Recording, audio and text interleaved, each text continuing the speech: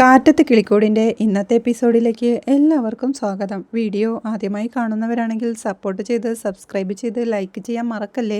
അങ്ങനെ നിധിയും സുധീഷും ഇന്റർവ്യൂവിന് പോവാൻ റെഡിയായി ഇറങ്ങാൻ തുടങ്ങുമ്പോഴാണ് അകത്തുനിന്ന് സുഭാഷേട്ട എന്നൊരു വിളി കേൾക്കുന്നത്. എല്ലാവരും അമ്പരപ്പോടെ തിരിഞ്ഞു നോക്കുമ്പോഴേക്കും സുധീഷ് കൊടുത്ത നൈറ്റിയും ഇട്ട് ചിരിയോടെ നിൽക്കുന്ന സുനന്ദയാണ് കാണുന്നത്. പണത്തോടെയുള്ള അവളുടെ നിൽപ്പ് കണ്ട് അത് ഞാൻ ഇയാൾക്ക് വാങ്ങിയ നൈറ്റിയാണെന്ന് സുധീഷ് പറയുമ്പോൾ അത് മനസ്സിലായി. പക്ഷേ ചേരുന്നത് ഇവൾക്കാണെന്ന് നിധിയും. സുനന്ദയും ചിരിയോടെ അങ്ങോട്ട് വന്ന് സുഭാഷേട്ടാ നൈറ്റി നന്നായിട്ടുണ്ടോ, എങ്ങനെയുണ്ട്, എനിക്ക് നോക്കി പറ എന്ന് ചോദിക്കുമ്പോൾ സുഭാഷ് ഒന്നും മിണ്ടാതെ നിൽക്കണ കണ്ട് സുഭാഷേട്ടാ ഇന്നലെ ഒരു ഗിഫ്റ്റ് കൊടുത്തില്ലേ, ആ നൈറ്റിയായി ഇത്.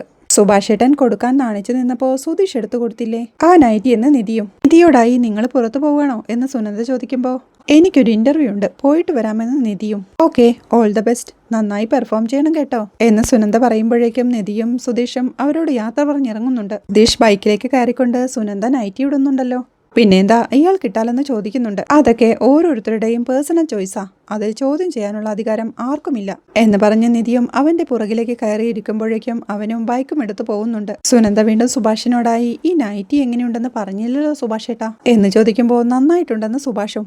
ആദ്യമായിട്ട് എനിക്ക് സുഭാഷേട്ടൻ എടുത്തു തന്ന ഡ്രസ്സല്ലേ, എങ്ങനെ നന്നാവാതിരിക്കും എന്ന് സുനന്ദ ചോദിക്കുമ്പോഴേക്കും എല്ലാം കേട്ടോണ്ടു നിന്ന നികേഷും ചിരിയോടെ അപ്പൊ ശരി, നിങ്ങളെ നൈറ്റിയെക്കുറിച്ച് സംസാരിക്കുക കേട്ടോ, ഞാൻ പോട്ടെ എന്ന് പറഞ്ഞ് അകത്തേക്ക് ഓടി പോകുന്നുണ്ട്. എനിക്ക് ഒത്തിരി ഇഷ്ടപ്പെട്ടു സുഭാഷേട്ടാ, നല്ല കളറ്, നന്നായിട്ടുണ്ടെന്ന് സന്തോഷത്തോടെ സുനന്ദയും സുഭാഷിനോടായി പറയുന്നുണ്ട്. അങ്ങനെ സുധീഷ് നിധിയെയും കൊണ്ട് ഇന്ദ്രാണി കൺസ്ട്രക്ഷൻസിലേക്ക് എത്തുന്നുണ്ട്. ബൈക്ക് നിർത്തുമ്പോഴേക്കും ആ ബിൽഡിംഗ് നോക്കിക്കൊണ്ട് ഇവിടെയാ അല്ലേ, ഞാൻ ഇന്ന് രാവിലെ ഓൺലൈനിൽ ചെക്ക് ചെയ്തിരുന്നു, നല്ല പ്രൊഫൈലുള്ള കമ്പനിയാണെന്ന് നിധി സന്തോഷത്തോടെ പറയുന്നുണ്ട്. സുധീഷും ആകെ ടെൻഷനോടെ നിന്ന് മെസ്സേജ് വായിച്ചിട്ടും മറുപടിയൊന്നും ഇല്ലല്ലോ എന്നോർത്തു നിൽക്കുമ്പോഴാണ് താങ്ക്സ് ഉണ്ട് കേട്ടോ എന്ന് നിധി പറയുന്നത്. എന്താ പറഞ്ഞേ എന്ന് സുധീഷ് ചോദിക്കും. ഇത്രയും വലിയ കമ്പനിയിൽ ഇന്റർവ്യൂ ശരിയാക്കിയതിന് സുധീഷ് ഏട്ടനും സുഭാഷ് ഏട്ടനും താങ്ക്സ് ഉണ്ടെന്ന്. സർട്ടിഫിക്കറ്റ്സ് ഒന്നും എന്റെ കയ്യിൽ ഇല്ലാത്തത് പ്രശ്നമാവില്ലല്ലോ അല്ലേ എന്ന് നിധി ചോദിക്കുമ്പോൾ അതൊന്നും വേണ്ട, അതെല്ലാം സുഭാഷ് ഏട്ടൻ പറഞ്ഞു റെഡിയാക്കിയിട്ടുണ്ട്, ഇയാള് ധൈര്യത്തോടെ പോയി അറ്റൻഡ് ചെയ്താൽ മാത്രം മതിയെന്ന് സുധീഷ് പറയുന്നുണ്ട്. ധൈര്യമൊക്കെയുണ്ട്, പക്ഷേ ഇപ്പോൾ ഒരു പേടി പോലെ തോന്നുന്നുണ്ട് നിധി ടെൻഷനോടെ പറയുമ്പോൾ എന്തിനെന്ന് സുധീഷും. ജീവിതത്തിൽ ആദ്യത്തെ ഇന്റർവ്യൂ അല്ലേ, അതുകൊണ്ടാ നെർവസ് ആവുന്ന പോലെ എന്ന് നിധി പറയുമ്പോൾ ഏയ് അതൊന്നും പ്രശ്നമല്ലെന്നേ, ഇയാള് സൂപ്പറല്ലേ, കിട്ടുമെന്നേ, എന്നാ പിന്നെ ഞാൻ ഈ ബൈക്ക് പാർക്ക് ചെയ്തിട്ട് വരാം, ഇയാൾ അങ്ങോട്ട് നിൽക്കെന്ന് പറഞ്ഞ് സുധീഷ് തന്റെ ബൈക്ക് പാർക്ക് ചെയ്യാനായി പോകുന്നുണ്ട്. അവൻ പാർക്കിംഗ് ഏരിയയിൽ ചെന്ന് വണ്ടി പാർക്ക് ചെയ്ത് വീണ്ടും അനൂപിനെ വിളിക്കുന്നുണ്ട്. അനൂപ കോൾ അറ്റൻഡ് ചെയ്യുമ്പോഴേക്കും അനൂപേ ഞാനാടാ, എത്ര നേരമായി ഞാൻ എന്നെ വിളിച്ചോണ്ടിരിക്കുന്നു, ഞാനേ നിധിയേം കുട്ടി ഓഫീസിൽ വന്നിട്ടുണ്ട്, അവൾ ഓഫീസിന്റെ ഫ്രണ്ടിലുണ്ടടാ, ഞാൻ അവളെ അകത്തേക്ക് കൂട്ടിക്കൊണ്ട് വരാമേ. മച്ചാ ഇന്റർവ്യൂ സെറ്റല്ലേ എന്ന് സുധീഷ് ചോദിക്കുമ്പോൾ ഇന്റർവ്യൂ ഒന്നും പറ്റില്ല, പ്രതീക്ഷിക്കാതെ അച്ഛൻ ഓഫീസിലേക്ക് വന്നിട്ടുണ്ട്, നീ തിരിച്ചു പോയെന്ന് അനൂപും. എടാ നീ എന്ത് വർത്താനാടാ ഈ പറയുന്നേ, ഞാൻ നിധിയെയും കൂട്ടിക്കൊണ്ട് വന്നിട്ടുണ്ട്, ഓഫീസിന്റെ മുന്നിൽ നിന്നാ വിളിക്കുന്നത് എന്ന് ടെൻഷനോടെ സുധീഷ് പറയുമ്പോൾ എവിടെ നിന്ന് വിളിച്ചാലും ഞാൻ എന്ത് ചെയ്യാനാന്ന് അനൂപും. എടാ അനൂപേ നീ നിന്റെ അച്ഛന്റെ അടുത്തൊന്ന് സംസാരിക്കേ എന്ന് സുധീഷ് ടെൻഷനോടെ പറയുമ്പോൾ ഒരു രക്ഷയുമില്ല മോനെ, നീ അവളെയും കൊണ്ട് പോവാൻ നോക്ക്, അച്ഛനുള്ളപ്പോ ഒരു കാര്യവും നടക്കില്ലെന്ന് അനൂപും. എടാ പ്ലീസ് ദാ എനിക്ക് വേണ്ടി ഒന്ന് അഡ്ജസ്റ്റ് ചെയ്യ്, എടാ ആ പാവം രാത്രി മുതൽ ഇന്റർവ്യൂ ഒന്നും പറഞ്ഞ് പ്രിപ്പയർഡായി നിൽക്കുക എന്നവൻ പറയുമ്പോൾ എടാ ഒരു ഫേക്ക് ഇന്റർവ്യൂവിന്റെ പേരിൽ ആ കുട്ടിയെ കൊണ്ട് ഇതൊക്കെ ചെയ്യിച്ചാ നീ എത്ര വലിയൊരു ഫ്രോഡാടാ എന്ന് അനൂപും ചോദിക്കുന്നുണ്ട്. എടാ സിറ്റുവേഷൻ അതായതുകൊണ്ടല്ലേ, അധികം നേരമൊന്നും എടുക്കണ്ട, അകത്ത് വിളിച്ചു വരുത്തി 2 ചോദ്യം ചോദിച്ച് പിന്നെ അറിയിക്കാമെന്ന് പറഞ്ഞ് വിട്ടാ മതി. അളിയാ ജോലിയൊന്നും കൊടുക്കാൻ ഞാൻ ആവശ്യപ്പെടുന്നില്ലല്ലോ എന്ന് സുധീഷ് പറയുമ്പോൾ കളിക്കാൻ നിൽക്കല്ല സുധീഷേ, ഓഫീസിൽ ആര് വരുന്നു പോകുന്നു അച്ഛനെ ക്യാബിനിലിരുന്നാ കാണാം, ഞാൻ അവളെ വിളിച്ച് ഇന്റർവ്യൂ നടത്തിയാലേ പിന്നെ എനിക്ക് ഇങ്ങോട്ട് കയറാൻ പറ്റാതാവും. എടാ അച്ഛൻ ചോദിച്ചാൽ ഞാൻ എന്ത് പറയും, വെറുതെ ആ കുട്ടിയെ പറ്റിക്കാൻ ഇന്റർവ്യൂ നടത്തിയതാണെന്നോ, അതൊന്നും ശരിയാവില്ല, നീ അവളെയും കുട്ടി പോവാൻ നോക്കിയേ എന്ന് പറഞ്ഞ് അനൂപും കോൾ കട്ട് ചെയ്യുന്നുണ്ട്. ഇത് എപ്പോഴും പ്രതീക്ഷയോടെ ആ ബിൽഡിങ്ങിന്റെ ഫ്രണ്ടിൽ തന്നെ സുധീഷിനെയും വെയിറ്റ് ചെയ്ത് നിൽക്കുക. സുധീഷ് അവളുടെ അടുത്തേക്ക് എത്തുമ്പോഴേക്കും അകത്തേക്ക് പോവാം എന്നവൾ സന്തോഷത്തോടെ ചോദിക്കുന്നുണ്ട്. സോറി, നമ്മൾ ബൈക്കിൽ വരുമ്പോഴേ അവർ വിളിച്ചിരുന്നു അത്രേ, കിട്ടിയില്ലെന്ന്, ചെയർമാന് എന്തോ ഒരു അത്യാവശ്യ ട്രിപ്പ്, അതുകൊണ്ട് ഇന്നത്തെ ഇന്റർവ്യൂ ക്യാൻസൽ ചെയ്തെന്ന് എന്ന് സുധീഷ് പറയുന്ന കേട്ട് നിധിക്കും ആകെ ടെൻഷൻ ആവുന്നുണ്ട്. നിധി ദേ ഇന്നത്തെ നടക്കില്ലെന്നേ ഉള്ളൂ, ഇന്റർവ്യൂ വേറൊരു ദിവസം ചെയ്യാന്ന് പറഞ്ഞു, താൻ ടെൻഷൻ അടിക്കല്ലേ. എടോ സോറി, ഞാനിത് പ്രതീക്ഷിച്ചില്ല എന്നൊക്കെ സുധീഷ് പറയുമ്പോൾ സാരമില്ല, അല്ലെങ്കിലും ഈ കാര്യത്തിൽ സുധീഷ് എന്ത് ചെയ്തു, അവര് വീണ്ടും വിളിക്കാന്ന് പറഞ്ഞതല്ലേ, നമുക്കപ്പോ പോവാമെന്ന് നിധിയും. ചെയർമാൻ എന്തോ അത്യാവശ്യമായോണ്ടാ, നമ്മുടെ ഇൻകൺവീനിയൻസിന് അവർ സോറിയും പറഞ്ഞായിരുന്നു എന്ന് സുധീഷ് വീണ്ടും പറയുമ്പോൾ അതൊന്നും സാരമില്ല, ഇത്രയും വലിയ കമ്പനിയല്ലേ, അത്ര ഈസി ആയിട്ട് ജോലി കിട്ടുമോ, ഇല്ലല്ലോ. സുധീഷ് വണ്ടി എടുത്തിട്ട് വാ നമുക്ക് പോവാമെന്ന് നിധി പറയുമ്പോഴേക്കും സുധീഷ് തന്റെ വണ്ടി എടുക്കാനായി പോകുന്നുണ്ട്. പിന്നീട് സുഭാഷിന്റെ പണി സൈറ്റിലേക്ക് സുധീഷ് എത്തുന്നുണ്ട്. അവനെ കണ്ട് സുധീഷോ നീയോ, എന്താടാ മുഖം വല്ലാതിരിക്കുന്നേ എന്ന് സുഭാഷ് ചോദിക്കുമ്പോൾ എല്ലാം തുലഞ്ഞു സുഭാഷ് ഏട്ടാ, ഇന്നത്തെ ഇന്റർവ്യൂ എന്ന് സുധീഷ് പറഞ്ഞു തുടങ്ങുമ്പോഴേക്കും നിധി നന്നായി അറ്റൻഡ് ചെയ്തില്ലെന്ന് സുഭാഷൻ ചോദിക്കുന്നുണ്ട്. അത് നടന്നില്ല സുഭാഷ് ഏട്ടാ, തീർച്ചയായിട്ടും എല്ലാം പറഞ്ഞുറപ്പിച്ചിട്ടാ ഞാൻ പോയത്. എന്റെ ഫ്രണ്ട് മാത്രമേ ഓഫീസിലുണ്ടാവൂ, അച്ഛൻ കാണില്ല, അവൻ ഇന്റർവ്യൂ ചെയ്തോളാം എന്ന് പറഞ്ഞ ധൈര്യത്തിലാ ഞാൻ നിധിയെ കൊണ്ട് പോയത്. അവിടെ ചെന്നപ്പോ അവന്റെ അച്ഛൻ ഓഫീസിലിരിക്കുന്നു. അച്ഛനുള്ളപ്പോ എങ്ങനെ നടക്കും ചേട്ടാ, അച്ഛനുള്ളോണ്ട് പറ്റില്ലെന്ന് പറഞ്ഞ് അവൻ മടക്കി അയച്ചു. ഇന്റർവ്യൂ നടന്നില്ല, ഞാൻ നിധിയെ തിരിച്ചു കൊണ്ടാക്കുകയും ചെയ്തു എന്ന് സുധീഷ് പറയുമ്പോ, എടാ അച്ഛനുള്ളപ്പോ ഇന്റർവ്യൂ എടുത്താൽ എന്താന്ന് സുഭാഷൻ ചോദിക്കുന്നുണ്ട്. അച്ഛൻ അറിയാതെയാണ് അവളെ വിളിച്ചതേ എന്ന് സുധീഷ് പറയുമ്പോ, അവന്റെ അച്ഛനല്ലേ ആ സ്ഥാപനത്തിന്റെ ഉടമ, ഇന്റർവ്യൂവിന് സെലക്ട് ആയി കഴിഞ്ഞാൽ അപ്പോ അച്ഛൻ അറിയില്ലെന്ന് സുഭാഷൻ ചോദിക്കുന്നുണ്ട്. അത് പക്ഷേ എന്ന് പറഞ്ഞ് സുധീഷ് പരുങ്ങളോടെ നിൽക്കുമ്പോഴേക്കും, സത്യം പറ, ഇത് ശരിക്കുള്ള ഇന്റർവ്യൂ ആയിരുന്നോ അതോ നീ എന്തെങ്കിലും ഫ്രോഡ് കാണിച്ചോന്ന് സുഭാഷൻ ചോദിക്കുന്നുണ്ട്. ഫ്രോഡോ? ഞാനോ? അതങ്ങനെയല്ല സുഭാഷ് ഏട്ടാ, ശരിക്കും ഇന്റർവ്യൂ ചെയ്യാന്ന് അവൻ സമ്മതിച്ചതാണ്. പക്ഷേ ജോലിക്ക് ഉറപ്പൊന്നും പറഞ്ഞിട്ടുണ്ടായിരുന്നില്ല. പക്ഷേ അവളൊരു ജോലി പ്രതീക്ഷിക്കുന്നുണ്ടല്ലോ, അതിനു വേണ്ടിയിട്ടുള്ള ശ്രമങ്ങൾ നമ്മുടെ ഭാഗത്തുനിന്നും നടക്കുന്നുണ്ടെന്നൊക്കെ എന്ന് സുധീഷ് പറഞ്ഞൊപ്പിക്കുമ്പോഴേക്കും, എടാ ശരിക്കും റാസ്കൽ നീ അല്ലേടാ എന്ന് സുഭാഷ് ചോദിക്കുന്നുണ്ട്. ഞാൻ അവളുടെ ഒരു സന്തോഷത്തിന് വേണ്ടിയിട്ടല്ലേ എന്ന് സുധീഷ് പറയുമ്പോഴേക്കും, മതി നിർത്ത് എന്ന് പറഞ്ഞ് ബയ്യയെ വിളിച്ച്, ബയ്യ ആ മുറിയിൽ സിമന്റ് കൂട്ടാൻ പറ എന്ന് വിളിച്ചു പറഞ്ഞ് സുഭാഷും അവിടെ നിന്ന് നടന്നു നീങ്ങാൻ തുടങ്ങുന്നുണ്ട്. സുധീഷ് വീണ്ടും അവനെ പിടിച്ചു നിർത്തി, എന്റെ മനസ്സിന് ഒരു സമാധാനവുമില്ല ഞാൻ ഇങ്ങോട്ട് വന്നത്. അപ്പോ ചേട്ടൻ എന്നെ വിട്ടിട്ട് അങ്ങോട്ട് പോവുക എന്ന് സുധീഷ് ചോദിക്കുന്നുണ്ട്. എടാ ഞാൻ ഓർക്കുന്നതേ ആ പെൺകുട്ടിയുടെ ഗതികേടാ, അവൾ എന്ത് തെറ്റാടാ നിന്നോട് ചെയ്തത്, നീ എന്തിനാ അവളെ ഇങ്ങനെ ചതിക്കാൻ നോക്കുന്നേ എന്ന് സുഭാഷ് ചോദിക്കുമ്പോ, ഇതിന് ചതി എന്നൊന്നും പറയില്ല സുഭാഷ് ഏട്ടാ, ഇതല്ലാതെ പിന്നെ ഞാൻ എന്ത് ചെയ്യണമായിരുന്നു സുധീഷ് ചോദിക്കുമ്പോ, ഇനി എത്ര കാലം നീ നുണ പറഞ്ഞ് ജീവിക്കും എന്ന് സുഭാഷൻ ചോദിക്കുന്നുണ്ട്. അതെ ചേട്ടാ, ഞാൻ അവളെ എങ്ങനെയെങ്കിലും ഒന്ന് ഇംപ്രസ് ചെയ്യാൻ വേണ്ടി അതിനല്ലേ ഞാനിങ്ങനെ ഓരോന്ന് കാണിക്കുന്നേ, അല്ലാതെ എന്ന് സുധീഷ് പറയുമ്പോഴേക്കും സുഭാഷ് അവനെ തടഞ്ഞു. എടാ ഒരു പെണ്ണ് ഇംപ്രസ്ഡ് ആവണമെങ്കിലേ ആണിന് സത്യമുണ്ടാവണം. വേറെ എന്തൊക്കെയുണ്ടെങ്കിലും സത്യമില്ലാത്തൊരു പുരുഷനെ ഒരു പെണ്ണും വിശ്വസിക്കില്ല.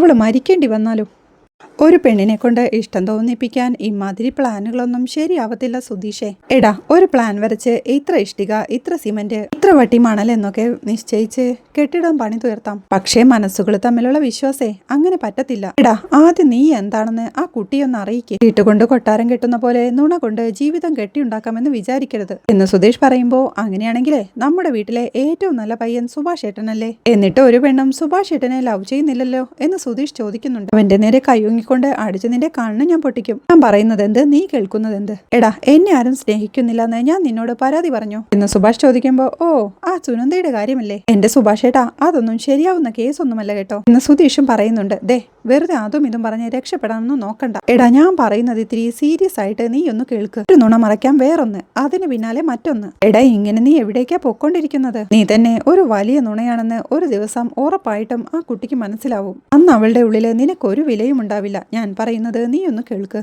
ചെന്ന് എല്ലാ സത്യങ്ങളും അവളോട് അങ്ങ് തുറന്നു പറ എന്ന് സുഭാഷ് പറയുമ്പോ, എന്തിന്, അത് ഞാൻ ചെയ്യൊന്നുമില്ലെന്ന് സുധീഷും. സുഭാഷ് ഏട്ടാ, നിങ്ങൾ പറഞ്ഞ ഈ സത്യസന്ധത സ്കൂളിൽ പഠിച്ച സന്മാർക്ക് പുസ്തകത്തിൽ ഉണ്ടാവും, ജീവിതത്തിൽ അതൊന്നും ഉണ്ടാവില്ലെന്നേ. ഇത്രയും കഷ്ടപ്പെട്ട് ഞാൻ അവളെ ഇവിടം വരെ എത്തിച്ചിട്ട് ആ വീട്ടിൽ താമസിപ്പിക്കാൻ തുടങ്ങിയിട്ട് ഞാൻ സത്യം പറയണോ? പിന്നെ അതോടെ നീയും വേണ്ട നിന്റെ വീടും വേണ്ടെന്ന് പറഞ്ഞ് അവൾ വലിച്ചെറിഞ്ഞ് അങ്ങ് പോവും. അതൊന്നും നടക്കുന്ന കാര്യമൊന്നുമല്ല. പിന്നെ എന്ന് പറഞ്ഞ് സുധീഷ് നിൽക്കുമ്പോ, സുധീഷേ നുണ ഓർമ്മയിൽ വെക്കാൻ പാടാ, അത് എപ്പോഴെങ്കിലും കുടഞ്ഞു തന്നെ ആവണം. നോക്ക്, നീ ചെയ്തതെല്ലാം നുണ തന്നെയാണെന്ന് അറിയുമ്പോ പിന്നെ സത്യം പറഞ്ഞാൽ പോലും അവൾ വിശ്വസിക്കില്ല. ജീവിതകാലം മുഴുവനും അവൾ നിന്നെ സംശയത്തോടെ മാത്രമേ നോക്കൂ. അത് ഓർമ്മയിൽ വേണം. എടാ ഞാൻ പറയുന്നതൊന്ന് കേൾക്ക് എന്ന് സുഭാഷ് പറയുമ്പോ, എന്റെ സുഭാഷ് ഏട്ടാ, സുഭാഷ് ഏട്ടൻ പറയുന്നതൊന്നും ശരിയാവൂല. ദേ അവൾക്കിപ്പോ വേണ്ടത് ഒരു ജോലിയാ, അത് വാങ്ങിക്കൊടുക്കാൻ പറ്റിയ അവൾക്ക് എന്നെ പറ്റിയ ഒരു മതിപ്പ് വരും. ആ ഒരു ഗ്യാപ്പിലൂടെ ഞാൻ പ്രേമം ഉണ്ടാക്കി എടുത്തോളാം. എന്റെ സുഭാഷ് ഏട്ടാ, ആദ്യം പെൺകുട്ടികളിൽ മതിപ്പുണ്ടാക്കി എടുക്കണം. അതിന് നമുക്ക് എന്ത് വേണമെങ്കിലും പ്രയോഗിക്കാം. സെന്റിമെന്റ്സോ കരച്ചിലോ തള്ളിമറച്ചിലോ, അല്ലെങ്കിൽ ഞാനൊരു പാവമാണേ എന്നെ ആരും മനസ്സിലാക്കുന്നില്ല എന്നുള്ളൊരു ആറ്റിറ്റ്യൂഡോ, അങ്ങനെ എന്തെങ്കിലും. പ്രണയം ഉണ്ടാക്കിയെടുക്കുന്നവരെ എന്ത് നുണയും ചിലവാക്കും സുഭാഷ് ഏട്ടാ. വൺസ് പ്രേമം വന്നു കഴിഞ്ഞാൽ ഈ നുണകളൊക്കെയും തന്നെ ആ പ്രേമം നേടിയെടുക്കാനുള്ള വലിയ സമരമുറകളായി മാറും. ഇത്രയും കഷ്ടപ്പെട്ടിട്ടാണല്ലോ എന്നെ അയാൾ സ്നേഹിച്ചെന്ന് ഏത് പെണ്ണും കരുതും. നിധിയും എന്നെ കുറിച്ച് അങ്ങനെ വിചാരിക്കും. സുധീഷ് പറയുമ്പോ, പഠിക്കുന്ന കാലത്തെ നീ ക്ലാസ് കട്ട് ചെയ്ത് കുറെ സിനിമകൾ കണ്ടിട്ടുണ്ട്. അതിലെ നായകന്മാരാ നിന്റെ ഉള്ളിൽ ഇപ്പോഴും. പ്രസ് ചെയ്ത് ആളെ പ്രേമത്തിൽ കൊടുക്കുന്ന ടെക്നിക്ക് ജീവിതത്തിൽ നടക്കില്ല മോനെ. അങ്ങനെ ഇപ്പോഴും ചെയ്യാൻ നോക്കുന്നവരുണ്ടാവാം. ഇവരുടെ കണിയില് ചില പാവം പെൺകുട്ടികള് വീണിട്ടുമുണ്ടാവാം. പക്ഷേ തന്റെ മുന്നിൽ നിൽക്കുന്നത് തനി വ്യാജനായ ഒരു ഡ്രാമയ്ക്ക് വേണ്ടി കള്ളത്തരങ്ങൾ പറയുന്ന ഒരുത്തനാണെന്ന് മനസ്സിലാക്കുന്ന നിമിഷം അവര് മുഖത്ത് തുപ്പി ഇറങ്ങി അങ്ങ് പോവും. ആ ഗതി നിനക്ക് വരാതിരിക്കാൻ വേണ്ടിയിട്ടാ ഞാൻ ഇത്രയും നേരം സംസാരിച്ചത്. ഇനി നിന്റെ ഇഷ്ടം എന്ന് പറഞ്ഞവൻ അവിടുന്ന് പോകുമ്പോഴേക്കും ഇയാൾക്ക് വല്ല സുവിശേഷ പ്രസംഗത്തിനും പോയിക്കൂടെ? പ്രേമം എന്താണെന്നറിയാത്ത ജന്തു എന്ന് പറഞ്ഞ് സുധീഷും അവിടുന്ന് പോകുന്നുണ്ട്. അവിടെ ടെൻഷനോടെ നിൽക്കായിരുന്ന നിധിയുടെ അടുത്തേക്ക് നികേഷ് എത്തി. ഏട്ടത്തി ഇതാ ജ്യൂസ് എന്ന് പറഞ്ഞു കൊടുക്കുന്നുണ്ട്. ഇതെന്താ ജ്യൂസൊക്കെ എന്ന് അവൾ ചോദിക്കുമ്പോൾ ഇന്റർവ്യൂവിനൊക്കെ പോയി വന്ന് നിൽക്കല്ലേ എന്ന് നികേഷും. അവൾ അത് വാങ്ങിച്ചോണ്ട് പോയെന്നേ ഉള്ളൂ, നടന്നില്ല എന്ന് പറയുമ്പോൾ അത് വിഷമിക്കേണ്ട, എന്തെങ്കിലും നടക്കുമല്ലോ, അത് മതിയെന്ന് നികേഷും അവളെ ആശ്വസിപ്പിക്കുന്നുണ്ട്. നടക്കായിരിക്കും. എടാ നികേഷേ, ഞാൻ നിന്നോടൊരു കാര്യം ചോദിക്കാനിരിക്കായിരുന്നു. നിങ്ങളുടെ അമ്മായില്ലേ, സുനന്ദയുടെ അമ്മ, അവരും നിങ്ങളുടെ വല്യച്ഛനുമൊക്കെ ഇത്ര വഴക്കടിച്ച് നിൽക്കാൻ എന്താ കാരണം? സുനന്ദയും ഇന്നാളൊരു ദിവസം പറയായിരുന്നു ഈ വീട്ടിലെ പെണ്ണുങ്ങൾ വാഴില്ല. അവളുടെ അമ്മ പറയായിരുന്നു അത്രേ. അതെന്താ നികേഷെ കാരണം? അവൾ ചോദിക്കുന്ന കേട്ട് നികേഷ് ഒന്നും മിണ്ടാതെ നിൽക്കണ കണ്ട് ഞാൻ ചോദിച്ചത് തെറ്റായിപ്പോയെങ്കിൽ സോറി എന്ന് നിധി അവനോടായി പറയുന്നുണ്ട്. എന്ത് തെറ്റാ ഏട്ടത്തി? ബന്ധുക്കൾ മാത്രമല്ല നാട്ടുകാരും അങ്ങനെ തന്നെയല്ലേ പറയാറ്. ഒരാളെ പറ്റിയോ ഒരു സ്ഥലത്തെ പറ്റിയോ എന്തെങ്കിലും തെറ്റായിട്ട് ആരെങ്കിലും പറഞ്ഞാ അത് പെട്ടെന്ന് പ്രചരിക്കും. അതുപോലെയാ ഞങ്ങളുടെ വീടിനെ പറ്റിയും പറയുന്നത്. കൂട്ടത്തിൽ അച്ഛന്റെ കുടിയും വഴക്കുണ്ടാക്കലും കൂടി ആയപ്പോ ആളുകള് പറഞ്ഞങ്ങ് കൊഴുപ്പിച്ചു. നികേഷ് പറയുമ്പോ അമ്മ മരിച്ചതിൽ പിന്നെയാണോ അച്ഛൻ ഇങ്ങനെയായതെന്ന് നിധി ചോദിക്കുന്നുണ്ട്. അമ്മ പോയതിനു ശേഷം അച്ഛൻ വേറെ കല്യാണം കഴിച്ചത്രേ. പക്ഷേ അവരും അധികകാലം ഇവിടെ നിന്നില്ല. അത് കല്യാണമായിരുന്നോ അതോ വെറുതെ കൂട്ടിക്കൊണ്ടു വന്നതായിരുന്നോ എന്നൊന്നും എനിക്കറിയില്ല. അമ്മയും വല്യച്ഛനും ആ കാലം മുതലേ അച്ഛനുമായിട്ട് വഴക്കാം. പിന്നെ അമ്മ മരിച്ചതിന് ശേഷം അച്ഛൻ കുറെ നാള് ജയിലിലായിരുന്നു. അമ്മയെ അച്ഛൻ കൊന്നതാണെന്നാ പോലീസുകാർ പറഞ്ഞത്. എന്നവൻ പറയുന്നത് കേട്ട് പരിഭ്രമത്തോടെ കൊന്നതോ? എന്തൊക്കെയാ നീ പറയുന്നതെന്ന് നിധിയും. അപ്പൊ സുധീഷേട്ടൻ ഇതൊന്നും പറഞ്ഞിട്ടില്ലേ? സത്യം ഞങ്ങൾക്കും അറിയില്ല ഏട്ടത്തി, പോലീസ് അങ്ങനെയാ പറഞ്ഞത്. അച്ഛൻ അതേപ്പറ്റി ആണെന്നോ അല്ലെന്നോ ഒന്നും പറഞ്ഞിട്ടില്ല. അതിനുശേഷം ഈ വീട് ഇങ്ങനെ ആയിപ്പോയത്. സുധീഷേട്ടൻ ചിലപ്പോ മനഃപൂർവ്വം പറയാഞ്ഞതായിരിക്കും. ഇങ്ങനൊരു കാര്യം പറഞ്ഞു നടക്കാൻ പറ്റില്ലല്ലോ എന്ന് നികേഷ് പറയുമ്പോഴേക്കും നിധി പരിഭ്രമത്തോടെ നിൽക്കണ കണ്ട് അയ്യോ ഇതൊന്നും കേട്ട് ഏട്ടത്തി പേടിക്കണ്ട കേട്ടോ. ആളുകൾ പറയും പോലെ ഇവിടെ ഉള്ളത് അത്രയ്ക്ക് പ്രശ്നമുള്ള ആൾക്കാരൊന്നുമല്ല എന്ന് നികേഷ് പറയുമ്പോഴാണ് സുഭാഷ് അങ്ങോട്ട് വരുന്നത്. അവനെ കണ്ട നികേഷ് ഇതെന്താ ഈ സമയത്തെന്ന് ചോദിക്കുമ്പോൾ എടാ എനിക്കൊരു സാധനം എടുക്കണം, നീയേ ആ താഴത്തെ സ്റ്റോറിന്റെ മുകളിൽ ഒരു കവർ ഇരിപ്പുണ്ട്, അതിങ്ങോട്ട് എടുത്തോണ്ട് വാ എന്ന് സുഭാഷ് പറയുമ്പോഴേക്കും നികേഷും അതെടുക്കാനായി പോകുന്നുണ്ട്. അപ്പോഴേക്കും നിധി സുഭാഷിനോടായി സുഭാഷേട്ടാ ഇന്റർവ്യൂവിന്റെ കാര്യമൊന്നും ചോദിച്ചില്ലല്ലോ. അത് നടന്നില്ല, അവിടെ ആളില്ലെന്ന്, ഡേറ്റ് മാറ്റിവെച്ചു, ഇനി എന്ന് നടക്കുമെന്നും അറിയില്ല, ഒന്ന് അന്വേഷിച്ച് പറയാൻ പറ്റുമോ എന്ന് നിരാശയോടെ ചോദിക്കുമ്പോഴേക്കും ഈ കവറല്ലേ എന്നും ചോദിച്ച് നികേഷ് അങ്ങോട്ട് വന്ന് അത് സുഭാഷിന്റെ കയ്യിലേക്ക് കൊടുക്കുന്നുണ്ട്. സുഭാഷ് പോവാൻ തുടങ്ങുമ്പോഴേക്കും സുഭാഷേട്ടൻ ഒന്നും പറഞ്ഞില്ലല്ലോ എന്ന് നിധി ചോദിക്കുമ്പോൾ മോൾക്ക് എന്റെ കൂടെ വരാൻ പറ്റുമോ എന്ന് സുഭാഷ് ചോദിക്കുന്നുണ്ട്. എവിടേക്കെന്ന് നിധി ചോദിക്കുമ്പോൾ ഇവിടെ തൊട്ടടുത്തേക്ക് തന്നെ, നമുക്ക് വേഗം തിരിച്ചു വരാമെന്ന് സുഭാഷും. നിധി അത് സമ്മതിക്കുമ്പോഴേക്കും സുഭാഷ് ഒരു ഓട്ടോയ്ക്ക് വിളിച്ചു പറയുന്നുണ്ട്. അങ്ങനെ സുഭാഷ് നിധിയെയും കൊണ്ട് ഓട്ടോയിൽ തന്റെ പണി സൈറ്റിലേക്ക് എത്തുന്നുണ്ട്. ഓട്ടോ നിറങ്ങി ഇതാണോ സുഭാഷ് ഏട്ടന്റെ സൈറ്റ് എന്ന് നിധി ചോദിക്കുമ്പോഴേക്കും അതെ എന്ന് പറഞ്ഞ് സുഭാഷ് അവളെയും കൂട്ടി ആ പണി നടന്നുകൊണ്ടിരിക്കുന്ന വീട്ടിനകത്തേക്ക് കയറി പോകുന്നുണ്ട്. അവളെ കണ്ട് ചിരിയോടെ അവിടെ ജോലിക്കുണ്ടായിരുന്ന ബയ്യയും സുധീഷ് പത്നിയല്ലേ, നമസ്തേ സുഖമല്ലയോ എന്ന് ചോദിക്കുമ്പോൾ ഈ നാട്ടുകാരനല്ല അല്ലേ എന്ന് നിധി അയാളോടായി ചോദിക്കുന്നുണ്ട്. ബംഗാളിലാണെന്ന് അയാൾ പറയുമ്പോൾ മലയാളം നന്നായിട്ട് പറയുന്നുണ്ടല്ലോ എന്ന് നിധിയും. ചേട്ടന്റെ കൂടെയല്ലേ മലയാളം നന്നായി പറയും, പാട്ടും പാടും എന്ന് പറഞ്ഞ് അയാൾ പോകുമ്പോഴേക്കും പണി സാധനം കൊണ്ടുവയ്ക്കാനായി പോയ സുഭാഷും അങ്ങോട്ടെത്തുന്നുണ്ട്. ഇത് വലിയ കൺസ്ട്രക്ഷൻ ആണല്ലോ സുഭാഷേട്ടാ, ഇവിടെ സുഭാഷേട്ടന്റെ കീഴിൽ എത്ര പണിക്കാരുണ്ട്? ആർക്കിടെക്ട് ഡിസൈൻ തന്നാ പിന്നെ മുഴുവൻ സുഭാഷേട്ടൻ നോക്കി നടത്തുകയാണോ ചെയ്യാ എന്ന് നിധി ചോദിക്കുമ്പോൾ മോളെ നുണ പറയുന്നത് എനിക്കിഷ്ടമല്ല, ഒരു നുണയുടെ പേരിൽ ജീവിക്കുന്നത് അത്രയ്ക്കും ഇഷ്ടമല്ല. ഞാനൊരു ആർക്കിടെക്റ്റ് ആണെന്നല്ലേ ആദ്യം സുധീഷ് മോളോട് പറഞ്ഞിരുന്നത്. ആ കള്ളം പൊളിയുമെന്ന് അവന് തോന്നിയപ്പോഴായിരിക്കും അവൻ എന്നെ സൂപ്പർവൈസർ ആക്കിയത്. നേരത്തെ കണ്ടില്ലേ ബയ്യ, അവനെ പോലൊരു മേസ്തിരി, ദിവസക്കൂലിക്ക് ജോലിയെടുക്കുന്ന ഒരു തൊഴിലാളി മാത്രമാണ് ഞാൻ. ഇന്ന് മോളൊരു ഇന്റർവ്യൂവിന് പോയില്ലേ, അത് ഞാൻ പറഞ്ഞുവിട്ട സ്ഥലമല്ല എന്ന് സുഭാഷ് പറയുന്നത് കേട്ട് അമ്പരപ്പോടെ അപ്പോ സുധീഷനെ കൂട്ടിക്കൊണ്ടു പോയത് എന്ന് നിധി ചോദിക്കുന്നുണ്ട്. അത് അവൻ അറിയുന്ന ഏതോ സ്ഥലമാ. മോക്ക് പോയി ജോലി ചെയ്യാൻ പറ്റുന്ന തരത്തിലുള്ള ഒരു കമ്പനിയും എനിക്കറിയില്ല. മോളെ എൻ്റെ അടുത്ത് വന്ന് ജോലി ചോദിച്ചപ്പോഴാ സുധീഷ് ഇങ്ങനെയാണ് പറഞ്ഞിരിക്കുന്നതെന്ന് എനിക്ക് മനസ്സിലായത്. ആ സമയത്ത് സത്യം പറയാനാവാതെ ഞാൻ അങ്ങ് മിണ്ടാതിരുന്നു. പക്ഷേ എത്ര നാളത്തേക്ക് എനിക്ക് സത്യം മൂടി വെക്കാൻ പറ്റും? അതുകൊണ്ടാ എല്ലാം നേരിട്ട് കാണിച്ചു തരാൻ വേണ്ടി ഇങ്ങോട്ട് കൂട്ടിക്കൊണ്ടു വന്നത്. മോളെ ഞാനൊരു സാധാരണ മേസ്തിരി മാത്രമാ. അവന്റെ നുണയുടെ ഔദാര്യത്തിൽ എനിക്ക് സൂപ്പർവൈസറായി അഭിനയിക്കേണ്ട. കാലങ്ങളായിട്ടുള്ള ശീലം കൊണ്ട് നിങ്ങളെപ്പോലുള്ള ആളുകൾ ഉണ്ടാക്കുന്ന ഡിസൈനുകൾ എങ്ങനെ ഉണ്ടാക്കണമെന്ന് അറിയാമെന്ന് മാത്രമേ ഉള്ളൂ. അതുകൊണ്ട് സൂപ്പർവൈസർ കുറെ പണികൾ എന്നെ ഏൽപ്പിക്കാറുണ്ടെന്ന് മാത്രം. 10ാം ക്ലാസ് ജയിച്ചപ്പോ പഠിപ്പ് നിർത്തിയതാ. ആഗ്രഹമില്ലാഞ്ഞിട്ടൊന്നുമല്ല, താഴെയുള്ളവർക്ക് വേറെ ആരും ഉണ്ടായിരുന്നില്ല എന്ന് സുഭാഷ് പറയുമ്പോൾ ടെൻഷനോടെ പക്ഷേ സുധീഷനോട് പറഞ്ഞത് നിധിയും പറയുന്നുണ്ട്. അവൻ എന്തുകൊണ്ട് അങ്ങനെ പറഞ്ഞെന്ന് എനിക്കറിയില്ല. ഞാൻ ഈ പണിയാണ് ചെയ്യുന്നതെന്ന് പറയാനുള്ള നാണക്കേട് കൊണ്ടാണോ അതോ വേറെ എന്തെങ്കിലും കാരണം കൊണ്ടാണോ അവൻ അങ്ങനെ പറഞ്ഞെന്നറിയില്ല. ചിലപ്പോ എനിക്കൊരു ഗമയുണ്ടാക്കി തരാനായിരിക്കും. ആവാം, സത്യം പറയാൻ പറ്റാത്തതിന്റെ വിഷമം ചിലപ്പോൾ അവനും ഉണ്ടാവും. അവൻ എന്തായാലും സത്യം പറയുമായിരിക്കും. പക്ഷേ അതുവരെ എനിക്ക് നിധിയുടെ മുഖത്ത് നോക്കാൻ പറ്റില്ല. അതാ ഞാൻ ഇപ്പോഴെങ്കിലും ഇതൊക്കെ തുറന്നു പറഞ്ഞത്. മോൾ എന്നോട് ജോലിയെ പറ്റി പറയുമ്പോഴൊക്കെ എനിക്ക് വലിയ ടെൻഷനായിരുന്നു. എനിക്കത് വാങ്ങിത്തരാൻ പറ്റുമെന്നുള്ള വിശ്വാസത്തിലല്ലേ മോളത് ചോദിക്കുന്നത്. ആ സത്യം പറയാതിരിക്കുന്നത് ശരിയല്ലെന്ന് തോന്നി. നോക്ക്, ഈ കാരണം കൊണ്ട് മോൾക്ക് സുധീഷിനോട് ദേഷ്യമൊന്നും തോന്നണ്ട. അവനത്ര കുഴപ്പക്കാരനൊന്നുമില്ല. പിന്നെ ചെറുപ്പം മുതലേ ഇങ്ങനെയൊക്കെ തന്നെയല്ലേ വളർന്നത്. അപ്പോൾ ആദ്യമായിട്ട് കാണുന്നവരോടൊക്കെ അവൻ ഇങ്ങനെ വലിയ വലിയ പാടായികളൊക്കെ തട്ടിവിടുന്നത് ശീലമായി. സത്യം പറയാതെ മോളെ പറ്റിക്കാൻ എനിക്ക് തോന്നിയില്ല, അതുകൊണ്ട് പറഞ്ഞു പോയതാ, സോറി എന്ന് സുഭാഷ് പറഞ്ഞു നിർത്തുമ്പോൾ അത് സാരമില്ലെന്ന് നിധിയും പറയുന്നുണ്ട്.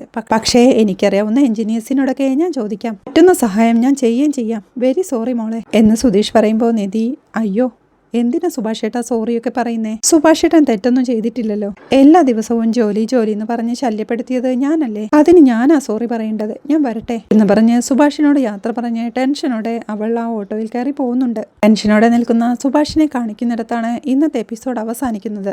വീഡിയോ ഇഷ്ടമായാൽ സപ്പോർട്ട് ചെയ്ത് സബ്സ്ക്രൈബ് ചെയ്ത് ലൈക്ക് ചെയ്യാൻ മറക്കല്ലേ.